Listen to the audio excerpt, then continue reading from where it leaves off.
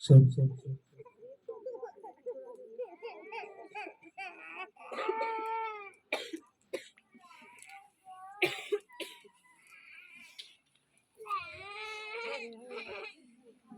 Bible Bible Bible लेकर आया कि नहीं? खुदा का कलाम क्या है? जब एंड वक्त में जब इसकी जरूरत पड़ेगी तो फिर आपकी उसकी अहमियत होगी कि ये क्या था। जिस तरह 5 कुंवारियों ने जब दूल्हा आ गया तो उनके पास जो था वो भी खत्म हो गया। जब वो ढूंढने गए तो वापस आई तो उतनी देर में दरवाजा बंद हो गया था। अमीन। अभी दरवाजा खुले हैं, इसे जमा करो अपनी जिंदगियों में, कभी खत्म ना हो, इतना जमा कर लो। अमीन। तो ये खुदा के कलाम मुकद्दस की तरफ बढ़ते हैं।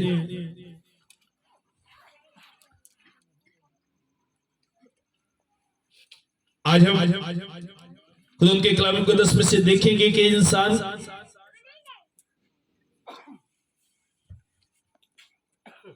किस तरह हमेशा जिंदा रह सकता है। जब हम मुकाशवा को देखते हैं तो बाइबल लिखे खुदा के जो फरिश्ते हैं, मौत के फरिश्ते, वो भी आखिरी जमाना में आएंगे। मत्ती की इंजील में एक जगह पे यीशु मसीह ने कहा ये दुनिया एक समंदर की तरह है और खुदा का कलाम एक जाल की तरह है, वो फेंका जाएगा और सब खींच कर किनारे पे कर ली जाएंगी। जो अच्छी अच्छी है वो एक साइड पे और जो खराब है वो एक साइड पे कर दी जाएगी। और जो वो खराब है वो जहन्नम के लिए और जो अच्छी है वो आसमान की बादशाही के लिए।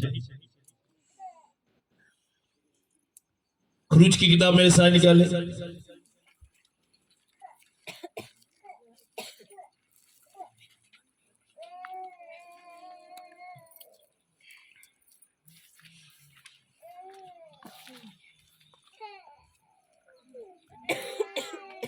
मिस्र में कितनी आफतें आई थी? कितने लोगों को बताया कितनी आफत आई?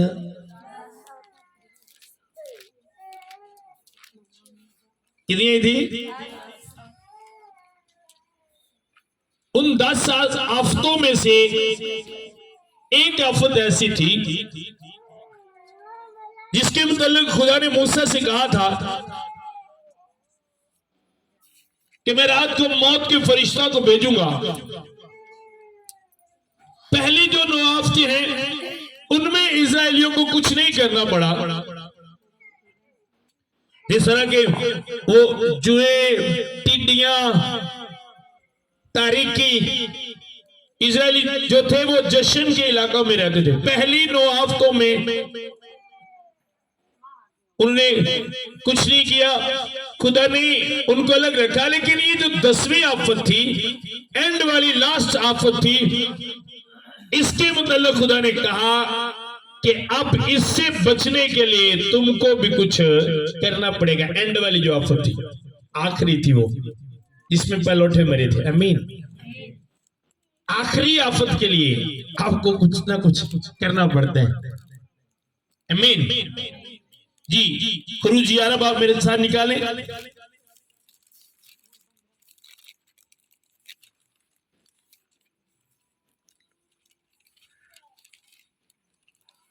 उसकी 4 आयतें। और मूसा ने कहा, खुदावंद यूं फरमाते हैं कि मैं आधी रात को मिस्र के बीच में जाऊंगा और मुल्क मिस्र के सब पहलौठे, फिरौन जो तख्त पर बैठा है उसके पहलौठे से लेकर वो लोंडी जो चक्की पीसती है उसके पलौठे तक, और सब चपाओं के पलौठे मारे जाएंगे। अमीन। कितने लोगों ने ये पहले पढ़े?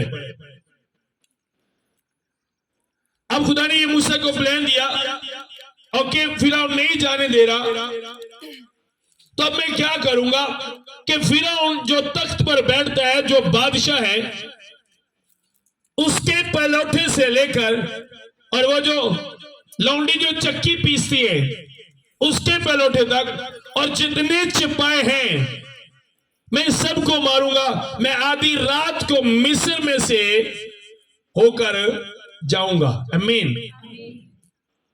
अब खुदा ने वहां पर उनको एक प्लान दिया। खुदा ने कहा तुम एक बेऐब बना लेना, उसे ज़िबा करना। कितने लोगों ने पढ़ा है? क्योंकि ये स्टोरीज चर्चेस में बहुत दफा पढ़ी जाती है, इसलिए मैं पढ़ा नहीं रहा, क्योंकि लोगों को पता है। कितने लोगों को पता है? कुछ लोगों को नहीं पता। माइक दे से पढ़ लेते हैं।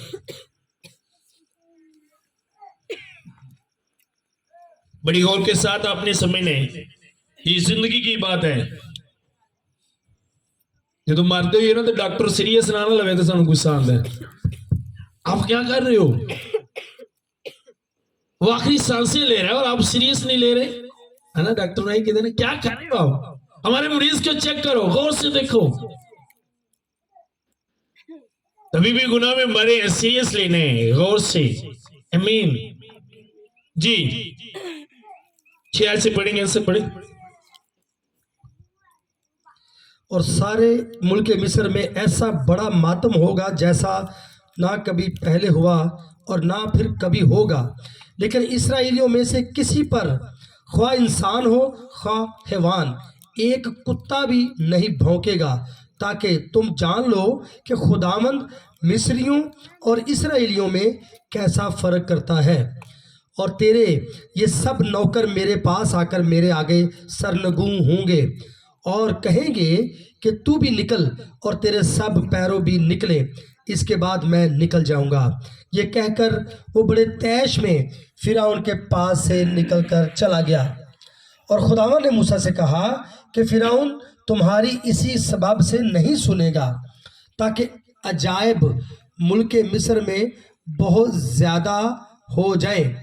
और मूसा और हारून ने ये करामात फिरौन को दिखाई, और खुदावंद ने फिरौन के दिल को सख्त कर दिया कि उसने अपने मुल्क से 12 की 4 से पढ़े, जल्दी जल्दी जरा हो जाएगा, थोड़ा शॉर्ट शॉर्ट पढ़ते हैं, बाकी घर जाके पढ़ लेंगे।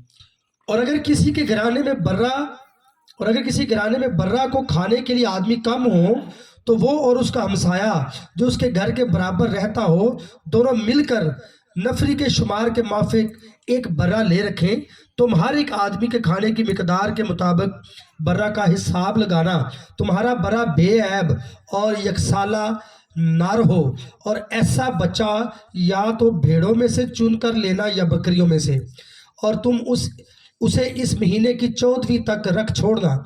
और इसराइलियों के कबीलों की सारी जमात शाम को उसे ज़िबा करे, और थोड़ा सा खून लेकर जिन घरों में वो उसे खाएं, उनके दरवाज़ों के दोनों बाजुओं और ऊपर की चौखट पर लगा दे। और वो उसके गोश्त को उसी रात आग पर भून कर बेखमीरी रोटी और कड़वे साग पात के साथ खा ले। उसे कच्चा या पानी में उबाल। 13 से पढ़ेंगे, शॉर्ट जरा 13 से आगे पढ़ ले, 13 से आगे भी जी। और जिन घरों में तुम हो उन पर वो खून तुम्हारी तरफ से निशान ठहरेगा, और मैं उस खून को देखकर तुमको छोड़ता जाऊंगा। आमीन। अब पहले 9 हफ्तों में खुदा ने इस्राएलियों को कोई प्लान नहीं दिया, लेकिन जो एंड वाली आफत थी उसमें उनको बचने के लिए प्लान दिया। जब आप शुरू में पढ़ते हो तो खुदा ने कहा मैं तुम में और उनमें फर्क रखूंगा, लेकिन खुदा ने कहा एक प्लान मैं तुम्हें दूंगा। वो फर्क उस वक्त होगा जब तुम उस प्लान को फॉलो करोगे, जब तुम उस प्लान पर चलोगे। उसे कहा बेऐब बर्रा लेना और बेऐब बर्रे को ज़िबा करना, उसे खाना, और उसका थोड़ा सा खून अपने दरवाजों की चौखटों पर लगाना। और जब मैं रात को मिस्रियों के पैलोठों को मारने के लिए गुजरूंगा, जिस घर पर अब यहाँ पे देखें, अब यहाँ पे शर्त छोड़ने की क्या है कि जिस घर पर वो खून लगा होगा, जिस घर में वो ब्लड लगा होगा, मैं उसको छोड़ता। अब ये नहीं कहा कि मैं इजरायलियों को छोड़ता जाऊंगा। अब जो बचता है, अब उसने कहा पहले 9 हफ्तों से तो मैंने तुम्हें बचाया, अब बचने के लिए तुमको बेऐब बर्रे का खून अपने घरों की दरवाजों की चौखटों पर लगाना होगा। और जिस घर में मैं खून देखूंगा उस घर को मैं छोड़ता यही लिखा है ना, मैं दोबारा पढ़ने लगा आपके लिए। और जिन घरों में तुम हो उन पर वो खून तुम्हारी तरफ से निशान ठहरेगा, और मैं उस खून को देखकर तुमको छोड़ता जाऊंगा, और जब मैं मिस्रियों को मारूंगा तो वो वबा तुम्हारे पास बटने की भी नहीं कि तुमको हलाक करे। कब? जब ब्लेड लगा होगा, खून लगा होगा। और बाइबल हम देखते हैं आज बाइबल किसका बताती है? वो कौन है जो बेबरा है? यीशु मसीह। वो कौन है? यूहन्ना क्या कहते हैं? ये है वो खुदा का बरा जो इस जहान के गुनाहों को उठा लिए जाता है। आमीन। आमीन। और बाइबल बताती है उसका लहू हमारे लिए सलीब पर बहाया गया। और बाइबल बताती है क्या तुम नहीं जानते कि तुम्हारे बदन रूह कुदस के मकदस है, तुम खुदा का घर हो। और बाइबल बताती है यीशु मसीह ने कहा देख मैं तेरे दिल के दरवाजे पे खड़ा खटखटाता हूं। आमीन। आमीन। अब उस बर्रे का लहू, ये जो दिल का दरवाजा है बचने के लिए, इस पे नजर आना चाहिए जब वो आखिर वक्त में आए। पहली आप सोचे जब आप दुनिया में होते हो वो आपको बचाता जाता है, लेकिन जो एंड वाली आफत है उससे बचने के लिए ब्लड है, शर्त है कि बेबरे का ब्लड आपकी जिंदगियों में, आपके दिल के दरवाजे पे वो बेबरे का ब्लड होना चाहिए। मैं यकीन के साथ कह सकता हूं क्योंकि जब हम बाइबल को देखते हैं खुदा जो अपने लोगों से कहता था, अगर वो उसमें से एक काम को भी मिस कर देते, छोड़ देते थे, और जो कबीला, जो खानदान वो काम नहीं करता था जो खुदा कहता था, तो बाइबल कहती है खुदा की तरफ से उनको सजा मिलती थी, वो मार दिए जाते थे। जिसका एक कानून बना, खुदा ने मूसा को एक कानून दिया कि सब्बत वाले दिन कोई बंदा, कोई मर्द, कोई औरत काम करते नजर आए। और बाइबल लिखा है एक मर्द ने क्या किया? वो लकड़ियां चुनने चला गया। कितने लोगों ने पढ़ा है? वो लकड़ियां चुनने के लिए चला गया। और जब खुदा ने देखा, खुदा ने मूसा से कहा, वो उसे पकड़कर मूसा के पास लाए और खुदा ने कहा इसे मारो और संसार करो, क्योंकि इसने खुदा के कलाम को, मेरे कलाम को रद्द किया है, उस कलाम पर अमल नहीं किया जो मैंने इसको दिया। मैं पुराने हिंदुस्तान की बात कर रहा हूं। तो अगर एक बंदा खुदा के कलाम को रद्द करता था तो खुदा उसे सजा देता था, आज भी सजा मिलती है। तो अगर इजरायलियों में से कोई भी इस प्लान को मिस करता, उस ब्लड को जो खुदा ने कहा था, जिस तरह खुदा ने कहा था कि बेबरे का ब्लड आपके दरवाजों की चौखटों पर लगा होना चाहिए, अगर वो ना लगाते तो जिस तरह मिस्रियों के पहलौठे मरे थे उनके भी मरते।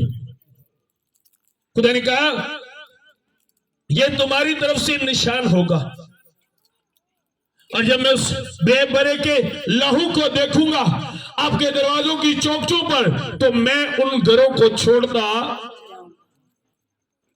आज भी वही छूटेंगे, आज भी वही बचेंगे जिन्होंने अपने दिल के दरवाजे पर अपनी जिंदगियों में उस बेबरे के लहू को लगाया है, जिन्होंने उस बेबरे के लहू को ले लिया अपनी जिंदगियों में। आज भी कलीसिया वही बचेंगे, वही बचाए जाएंगे।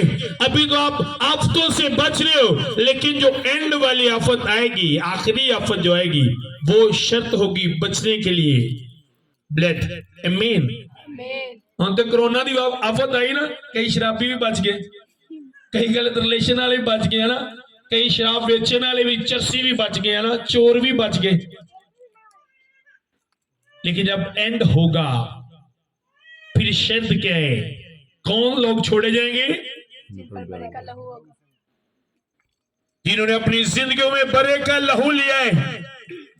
और आज बहुत से ऐसे लोग हैं,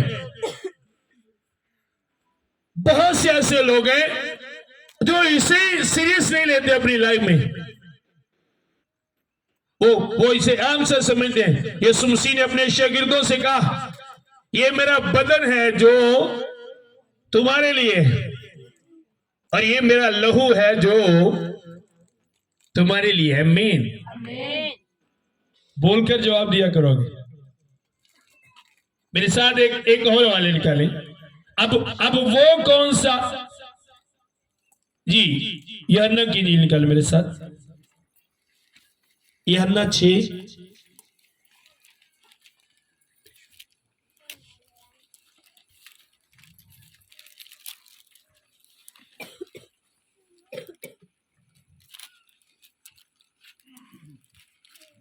48 आए तो देखकर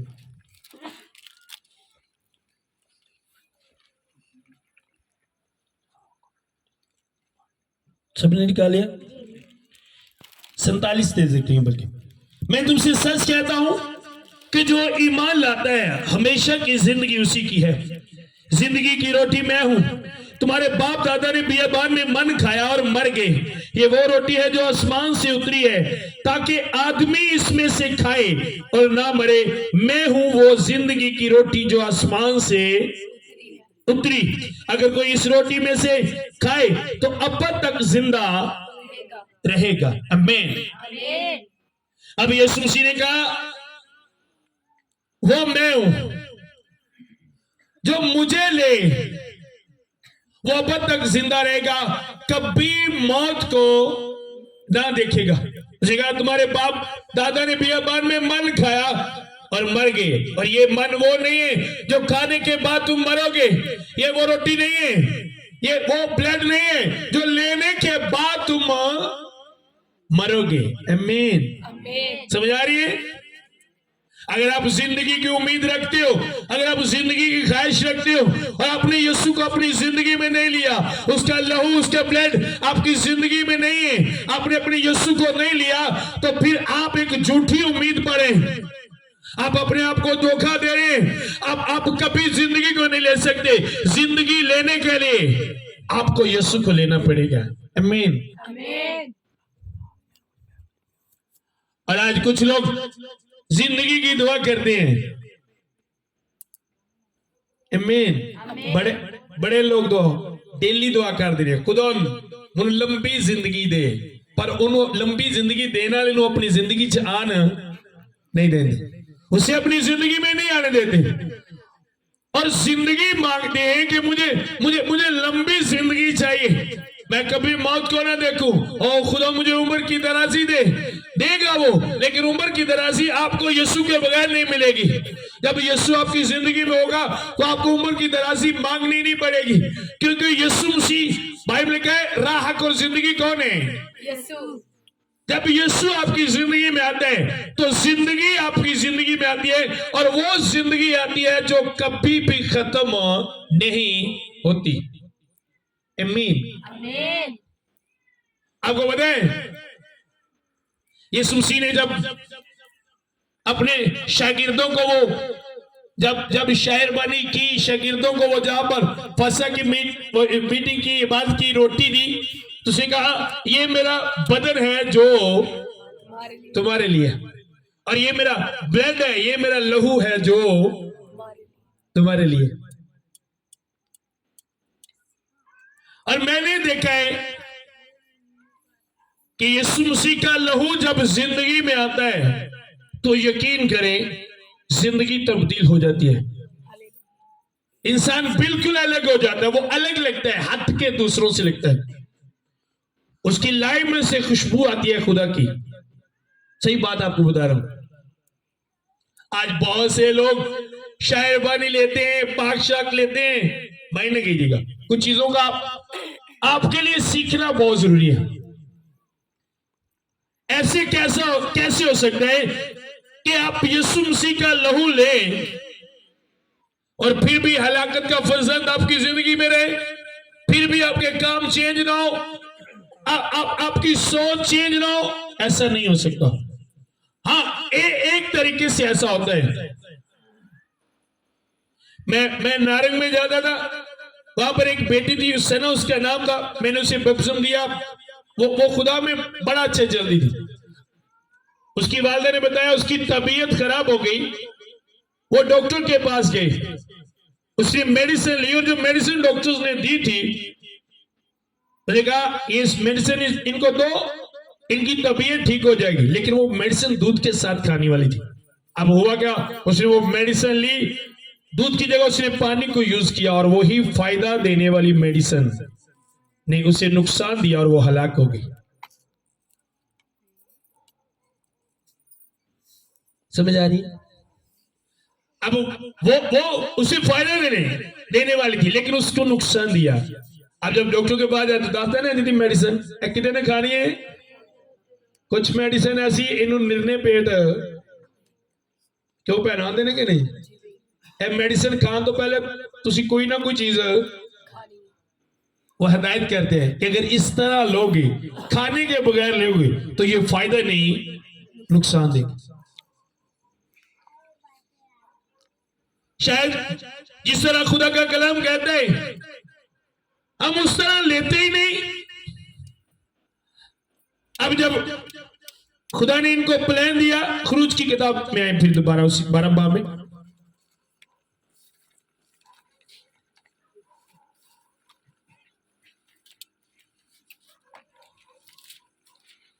अब में से कितने हैं जो पाक शराब लेते हैं और कितने हैं जो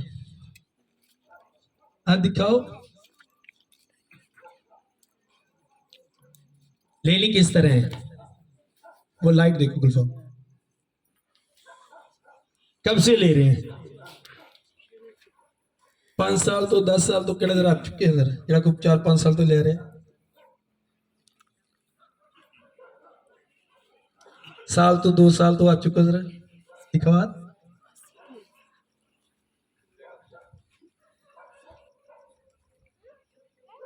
आई हमने देखा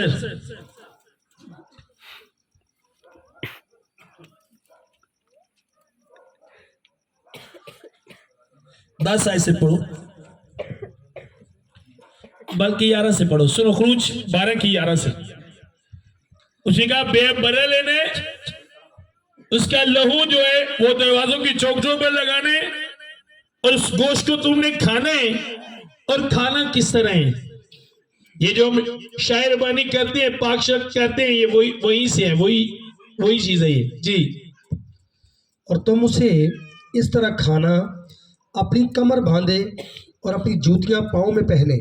अब सुनो उसी का, जब तुम मुझसे लो तो अपनी कमर को क्या करना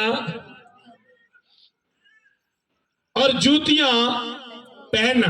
हमें से कितने जो अपनी कमर बांधे लेते वक्त, कितने हाथ दिखाए। इफ्सियों निकाले मेरे साथ।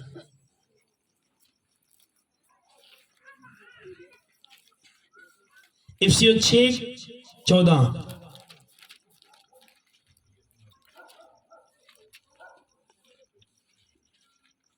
समझ आ रही है। सिगरट बचाया चरच दी कंध नाल जाके ले पाक शराब लैन तो बाद फिर निकले, फिर सूटा लाया। ओह नो, आपको पता ही नहीं सजा कितनी मिलेगी। आपको पता है, मैं आपको क्यों बता रहा हूं, ये फर्ज है मुझ पे। अगर मैं आपको सच्चाई ना बताऊं तो खुदा मुझसे भी हिसाब लेगा। अब वहां पे लिखा तो अपनी कमर बांध कर और पांव में जूता पहनकर, और कमर बांधना बाइबल किसे कहती है जी। 6:14। बस सच्चाई से अपनी कमर कस कर। सच्चाई से अपनी क्या करना, जब तुम उस बदन को लो, उस लहू को लो, पाक शराब को लो, तो सच्चाई तुम्हारे अंदर होनी चाहिए। क्या होनी चाहिए। झूठ दा निशान भी ताड़े अंदर, निशान तक भी झूठ दा ताड़े अंदर नहीं होना चाहिए। बस सच्चाई से अपनी कमर कस कर। रही लैन तो पहले भी झूठ लान तो दिल करे पाक शराब लैन है, चर्ची फोन आ गया थोड़ी देर लैन तो पहले मैं जरा बिजी हाँ किते, झूठ मार के जाके अंदर की लैंडे हैं। सच्चाई से अपनी कमर क्या कर, सच्चाई से अपनी कमर कस कर। आगे 15 है। और पांव में सुलह की खुशखबरी की तैयारी के जूते पहनकर। जब तुझसे लेना तो अपनी कमर कसना और जूते पहनना। क्या आप दूसरों को माफ करके शायर बने लेते हो। पाक शराब जब आप लेते हो, जब उसका लहू लेते हो, जब उसका गोश्त लेते हो, तो क्या आप दूसरों को माफ करते हो। दसो जेड़े लेंदे ने जरा चुको।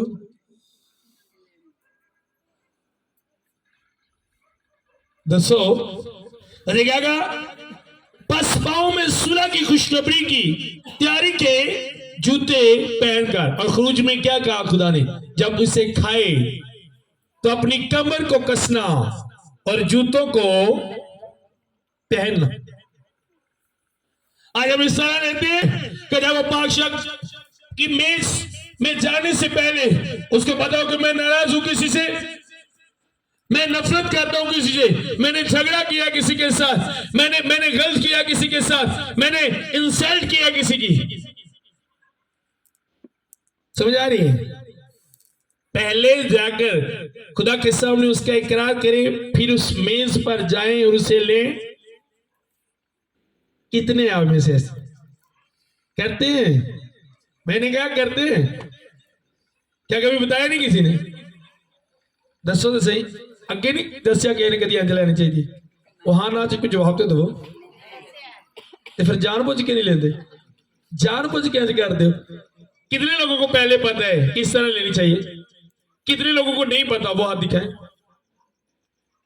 थोड़े उत्ते करो, उत्ते करो। सबको नहीं पता।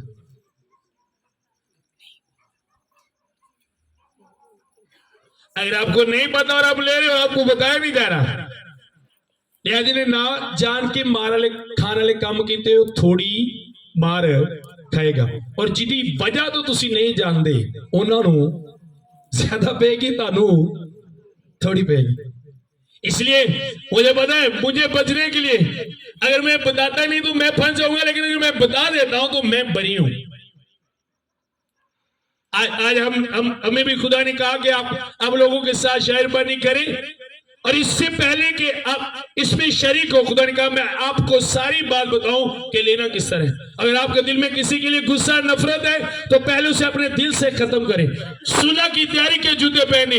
और अगर आप झूठ बोल दें, अगर आपके अंदर सच्चाई नहीं, तो बाइबल का अपनी कमर का सच्चाई से अपनी कमर को क्या कर कस, फिर ले। एक तरीका लैन दा, जिवें डॉक्टर ने कहा मेडिसिन दूध ना खानी है, जो तुसी इंज लेंदे हो फिर तुसी दूध दे नाल ही खांदे हो, और जो तुसी इंज नहीं लेंदे उस तो हट के तरीके ना लेंदे हो फिर तुसी इंज ही लेंदे हो। तुसी खाना भी नहीं खाता, दूध भी नहीं लिया, उंजी मेडिसिन खा ली, तो वो आपको फायदा ही नहीं देगी, वो आपको नुकसान देगी। और बहुत से नौजवान बेटियां बेटे पाकशिला के लेते हैं, जिंदगी में शायरबानी लेते हैं, जिंदगी में कभी दुआ नहीं की, मोबाइल से कभी अलग नहीं हुए, सॉन्ग मूवीज ड्रामे चलते हैं, साथ में पाकशिला भी साथ नाल शायरबानी भी चलन रही है ना। आप क्या समझते हो? ये मसीह का ब्लड है ना, समझो कि जेड़ी चाची हर हफ्ते रेहड़ियां वंडदी है वो नहीं, अब ये मसीह का ब्लड है। आप क्या समझते हो? आप क्या समझते हो? इसे शरीनी नहीं कि जरा मर्जी ले जाए, इसके लिए अपने आप को तैयार करना पड़ेगा। शरीनी समझते हो जी बांटते होंगे, हाँ क्यों बुजुर्गों तुम पता है, ये नहीं क्या हर बंदा ले ले ले नो, इसके लिए आपको अपने आप को तैयार करना पड़ेगा। और जो मैं आपको बता रहा हूं ये बाइबल में से बता रहा हूं, ये मैं अपनी बात आपको नहीं बता रहा, ये खुदा के कलाम की बात आपको बता रहा हूं। इस तरीके से ले इसको, फिर ये आपको फायदा देगा, फिर आप अपनी स्टोरी को चेंज होते हुए देखेंगे, आपकी लाइफ आपको बदलती हुई अपनी जिंदगी नजर आएगी, आपके ख्यालात बदल जाएंगे, आप खुदा में बढ़ते जाएंगे, आपको पता चलेगा कि खुदा किस तरह बढ़ाता है। मेरे साथ एक और वाला निकाले, दूसरा कृत्य निकालो, मैंने हवाले नोट कर लेने अगर कोई तुहाडे नाल सवाल करे। सॉरी पहला कृत्य निकालो,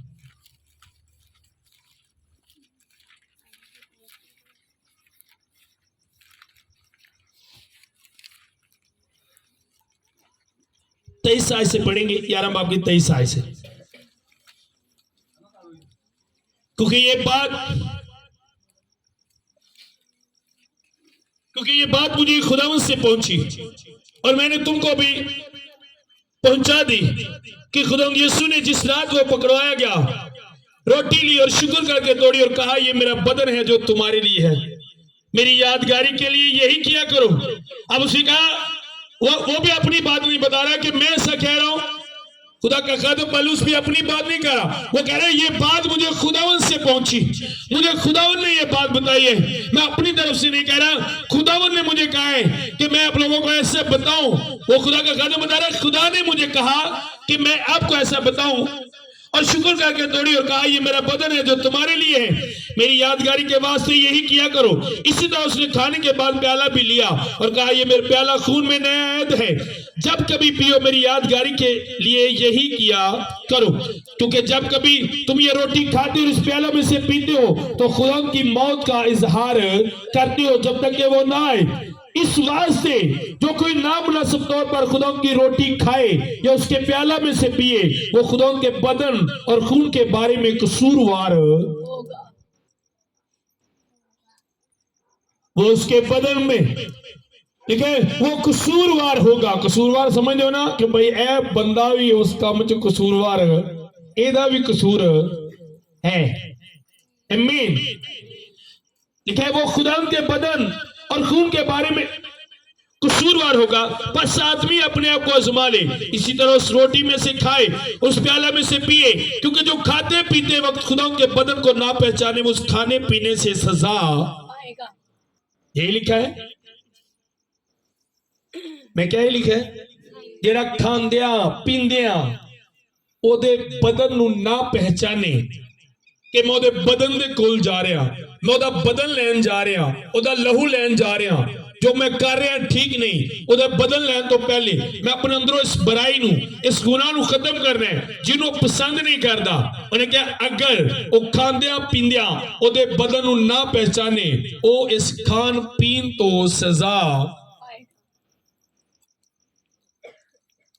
हो सकता है हम जो दूसरों पे इल्जाम देते हैं, जिन्हें मुझे तवीज पा दी थी, वो मेरे ना पहचानने की वजह से ही मुझे सजा मिल रही हो। समझ आ रही है? आपको पता है जब आप उसका बदल लेते हो तो सिर्फ स्पिरिचुअली नहीं, आपकी बॉडी भी हील होती है। बेनिहिन को कितने जानते हैं? कितने ने जो बेनिहिन को जानते हैं? हाथ दिखाओ। ये अमेरिकन पास्टर है, बहुत ब्लेसिंग दी खुदा ने से। इसके सुसन को कैंसर हो गया, उनको कैंसर हो गया और डॉक्टर ने कहा ये लास्ट स्टेज है, अब ये मर जाएगा, ये बचेगा नहीं, क्योंकि इस कैंसर जो अब हो गया जिस स्टेज पर है अब इसका कोई इलाज नहीं। तो उसने किया क्या, उन्हें शायरबानी तैयार की थी, डेली लेनी, खुदा ए तेरा बदन है, खुदा ए तेरा ब्लड है। कुछ दिन उन्हें ली, जाके डॉक्टर ने चेक कराया, डॉक्टर ने कहा तेरा कैंसर खत्म हो चुका है, तू बिल्कुल है। अब क्या समझते हो? मान लो अब उसी का जो नहीं पहचानते उनको सजा मिलती है, और इदा उल्ट जेड़े पहचानते ने उन्होंने तो फिर शिफाई मिलती है ना। जेड़ा नहीं पहचानता उनको मिली, तो जेड़ा पहचानता है उसको शिफा। तो क्या हम पहचानते एक फीलिंग, एक वही फील करें कि ये मसीह का बदन है। आपके सामने क्या है? ये मसीह का बदन है, मैं इसे लेने जा रहा हूं। ओ खुदा, अपने गुनाह का इकरार कर लेना। आपको पता है एक बंदा यीशु मसीह के पास है, यीशु मसीह उसके घर जाने लगे, उसने कहा खुदा रुक जा, यहीं से कह दे मैं गुनाहगार हूं। उसने अपने गुनाहों का इकरार किया था। कितने लोगों ने पढ़े? खुदा मैं इस काबिल नहीं, तू मेरे घर में जाए, मैं गुनाहगार हूं।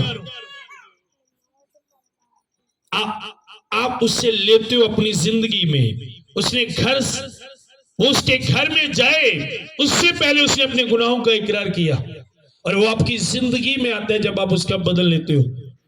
तो आप में से कितने हैं जो इकरार करते हैं कि खुदा मुझे माफ कर, मैं गुनाहगार हूं, मैंने ये गुनाह किया, आज के बाद मैं ये नहीं करूंगा क्योंकि मैं तेरे बदन को लेने जा रहा हूं। और आपकी बीमारियां भी मैं आपको बता रहा हूं, आपकी लाइफ में बहुत सी बीमारियां, बहुत सी मुश्किलात इसी वजह से हैं। और अगर हम इब्तिदा में देखें तो शुरू में जो लोग, जो ईमानदारों की जमात थी, शागिर्दों के बाद उनमें से बड़े अजीम सूरमा खादिम हुए जिन्होंने उसी काम को कंटिन्यू रखा आगे, लेकिन वो खुदा में कायम रहे। उसके लिए वो करते क्या थे बपतिस्म लेने के बाद। और एक बात आपने ज़हन में रखनी है, जिसने बपतिस्म नहीं लिया, जिसने तौबा नहीं की, वो पाक शहरबानी नहीं ले सकता, वो नहीं ले सकता।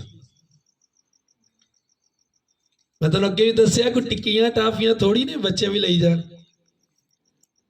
ये मसीह का बदन है,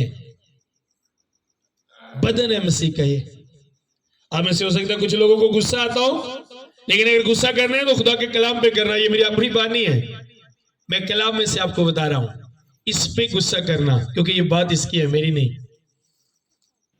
आमीन। आपकी बाइबल में यही लिखा है, जो खाते पीते वक्त ना पहचाने वो इस खाने पीने से क्या करेगा। तो बच्चे पहचान सकते हैं, बच्चे पहचान सकते हैं। अब लेने के लिए इतनी सेंस होनी चाहिए, पहचान वाली सेंस होनी चाहिए, अक्ल होनी चाहिए पहचानने के लिए। तो आपको लगता है ये तो कपड़े लेने नहीं देना तो बच्चा फड़े ना अम्मी आ तेनों को पता है, तेनों अक्ल है, तेनों पहचान है ना। एंटी कही था ना, बच्चे चीज सिलेक्ट नहीं करन दे। क्यों नहीं सिलेक्ट करन दे दी? क्योंकि सानू पता है ये इन्नी सेंस नहीं, ये इन्नी अकल नहीं क्या पहचान सके। एक कपड़ा लेने के लिए आपको लगता है कि बच्चे में सेंस नहीं है, तो ये तो लिखा है उसका बदन और ब्लड लेना है। लेने से पहले क्या करना है? पहचानना है। समझ आ रही है? बहुत जरूरी थी आज की टीचिंग। खुदा ने मुझे कहा मैं आपसे बोलकर ये बात करूं। रसूलों के माल मेरे साथ निकाले, 2 बाब उसकी 38 आयत से पढ़ेंगे।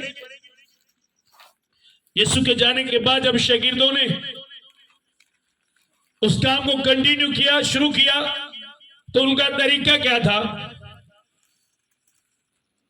पतरस ने उनसे कहा तौबा करो, तुम में से हर एक अपने गुनाहों की माफी के लिए यीशु मसीह के नाम पर बपतिस्मा लो तो रूह कुदस नाम में पाओगे, इसलिए कि ये वादा तुम और तुम्हारी औलाद और उन सब दूर के लोगों से भी है जिनको खुदा हमारा खुदा अपने पास बुलाएगा। और उसने और बहुत सी बातें जताकर उन्हें ये नसीहत की कि अपने आप को स्टेडी कौम से बचाओ। पर जिन लोगों ने उसका कलाम कबूल किया उन्होंने बपतिस्मा लिया, उसी रोज 3000 आदमी के करीब उनमें मिल गए। ये रसूलों से तालीम पाने, रफाकत रखने, रोटी तोड़ने और दुआ करने में, रोटी तोड़ना शायरबानी। रोटी तोड़ने वाले क्या करते थे? रफाकत रखते थे, दुआ करते थे और तालीम लेते थे। ऐ लिखे है ना, मैं क्या लिखे है ना, दोबारा पढ़ने लगो। ये रसूलों से तालीम पानी, रफाकत रखने और रोटी तोड़ने और दुआ करने में लगे रहते सर। हमारी कोई रफाकत नहीं, तालीम कोई नहीं, तालीम लेते नहीं। बाइबल की तालीम की बात कर रहा हूं। दुआ करते को नहीं, लैंड की नहीं नो। हो सकता है आप में से कुछ लोगों को बुरा लग रहा हो, लेकिन ये आपको बताना जरूरी है, बहुत जरूरी है। जो डॉक्टर बच्चे को टीका लगता, बच्चे को गुस्सा बड़ा आता है, अच्छा नहीं लगता, पर उन्होंने बाद च समझ लगता कि मेरी पेन पून इस टीके नहीं खत्म होनी। आपको हो सकता है अभी बुरा लगता हो, लेकिन बहुत सी प्रॉब्लम इसी वजह से है। आमीन। तो कितने लोगों ने आज लेनी है? कितने लोग का शामिल होना है? आज चुको क्या करना है? लेने से पहले माफ करना है, झूठ नहीं बोलना, आमीन, बुराई नहीं करनी। भाइयों में से कितने हाथ दिखाओ? ओके, लेकिन